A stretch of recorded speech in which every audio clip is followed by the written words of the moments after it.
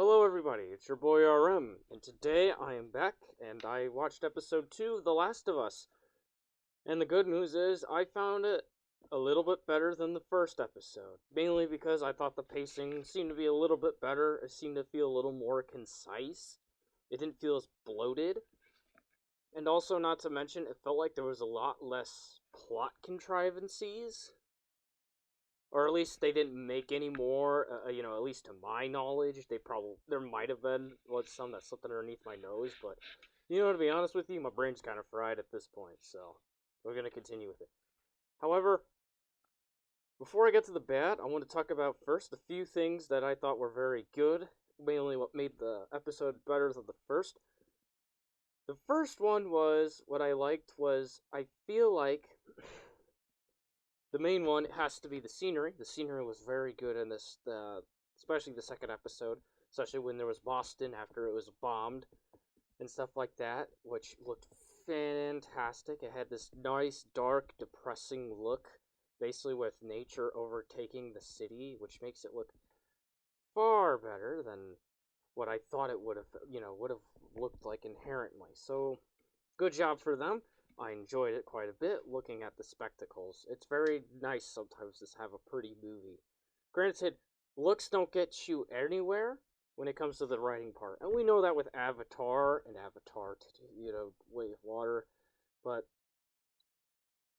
I will bring on to the next thing. The next thing I liked, though, was I liked having the perspective of civilization collapsing from a doctor's point of view. Now, this gave us two things which I kind of liked. The first one being, besides is the different perspective, is we have a different perspective from a different place. So we get to see this growth from a secondary place, from a secondary source, which brings me to the second point, which is it happens to be a doctor who's studying the cordyceps, basically. And I actually did some research on cordyceps even like before the show came out or whatever. Like I did a full-on project about cordyceps. But basically, what I liked about it though was we had the doctor studying the cordyceps, and she's looking at it, and she's like, "Wait, what?" And they're looking at it, they're figuring out how it works. It's like, oh, if we shoot the person who's infected in the head, they die, but but the spore keeps growing, or the fungi, it just keeps going. And so I find it very entertaining, at least, that it's almost like they're showing us a new perspective. Civilization's collapsing from a different point of view. But not to mention, it feels like a nice tutorial for how the plants, I should say, or the fungi works, or the cordyceps work, and how the infected work. And basically, because it seems like along the way, it shows how runners turn to scramblers, and then they later come, to the clickers, which we do see later on, and then eventually they become bloats, if I remember the names correctly. But basically, what I liked about it, though, was it kind of gave us this nice tutorial episode, too, when it came to how they work, especially in this world where things might be altered. They might bring the spores back, they might not. I know they brought the Kiss of Death, which I'll get to that when we get there.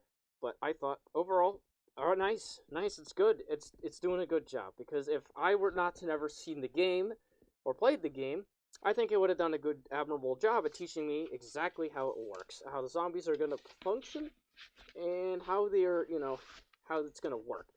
So now, the zombies, and I will say, maybe not the zombies, but the cordyceps, they feel very potent, which is another main thing I want to talk about. They feel very potent, and they feel really good. Mainly that scene where, they're, like, in the hallway, basically, or actually, not the hallway, but the room, and basically they encounter the clickers, and they hear it, and, they're very quiet, and they're looking, and they're just kind of, like, holding back and just kind of waiting, and they see it, but it doesn't go after them, because then they make the distinction, okay, it can't, it can't see us, but it can hear very well, which is like, it's a nice distinction, like, it may be, for some people who played the game, maybe, some people think that's redundant, but I'm thinking of it along the lines of, if I've never played the game before, then yes, that is a good distinction to make, kind of showing how, well, eventually they lose their eyesight, so then they have to rely on super good hearing through the evolution stages of, when they can become more evolved, some would say. So I found that scene very, very nice, very well thought out.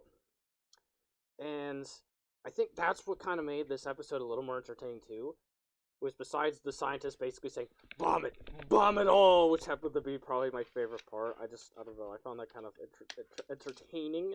One would say, just literally, she's like, bomb everything, everyone included. It's literally like, wait, that would include. It's like, wait a minute. It's like, like, yeah, I don't know why. I just found that entertaining. And then the cordyceps, very nice. Um, very good. I did enjoy the cordyceps things. It'd be very nice to see some more, especially in the future, with like all the variants combined and working in tandem with one another, which would be very interesting to see and stuff like that in future episodes. But I will also say too, one thing I did also like as well is the dynamic between Tessa and Joel, and I thought they worked very nice with each other because you had Tess, she was more of like the softer, the kinder one. She threw a little bit of jokes to kind of make lighten the mood a little bit, while Joel was the more stern and more quiet, and kind of more calculated person basically. And he's kind of like supposed to be you know quiet, more focused and stuff like that. He's less jokey. He's more serious. That's the word I was looking for. And so I feel like the dynamic between them was good. And you knew when something was getting serious when Tess just got serious all of a sudden. So you're like, oh yes, okay, it's very serious scene. We need to focus, everyone. We got to work on it. And, we're gonna do something. So that's what I enjoyed. I enjoyed that part as well. I thought the relationship between them was very good. But how and also you can kind of feel like the sadness after she blows herself up in the building near the end of the episode, and so I was like, yeah, good job film, you've won me over on that. However, I will say I do want to move over to my least favorite part about the film, which makes me bring up some concerns besides the part where they don't really address they don't really try to fix any of the plot holes or anything, or, they don't really make any more, I would say. But my main issue, though, with this episode, entirely, has to be the relationship between Ellie and Joel. However, I will say, though, Joel does Pedro Pascal does a good job at acting as Joel, at least when it comes to, he's still kind of scared, or I mean not scared, but he's still untrusting of Ellie, because he's like, she could turn. There's a possibility she could turn, and you see basically he helps her, but basically after she's up, he takes his hand away, or he does something. He usually stays back, or when they watched her sleep, he had a gun just to make sure she turned. He's gonna pop a cap in her.